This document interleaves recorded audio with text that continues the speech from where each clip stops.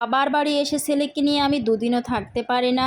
প্রতিটা মেয়েই চায় বাবার বাড়ি এসে মায়ের কাছে দুদিন থেকে যায়, কিন্তু আমার ছেলেকে নিয়ে সেটা আমি আর পারি না। যতবারই বাবার বাড়ি আসছি ছেলেকে নিয়ে, সে ততবারই অসুস্থ হয়ে যায়। রাত 2টা বাজে হঠাৎ করে ছেলের খুব জ্বর। বাবু হওয়ার পরে আমি সেভাবে বাবার বাড়ি আসেই না অসুস্থ হয়ে যাবে বলে।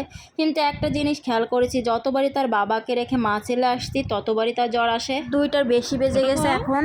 তার বাবার কাছে ফোন ধরাই দিছি, বাবা ছেলে দুজনে কথা বলছে। আব্বু আসো। ও ওর আশাতে এতটা অসুস্থ হয়ে গেছে, তার বাবার সাথে কথা বলতে পারছে না, বারবার বলছে গা মোছাই দিতে। এটা এটা ও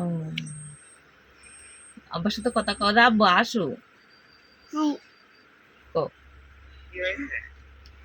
এখন প্রায় 3টা বেজে গেছে, এখনো বাবার সাথে কথা বলছে। আমি আমার বড় বোন এখনো জাগনো আছি, তার গা বারবার মোছাই দিয়ে ওষুধ খাওয়ানো হলো, কিন্তু জ্বর কমছে না।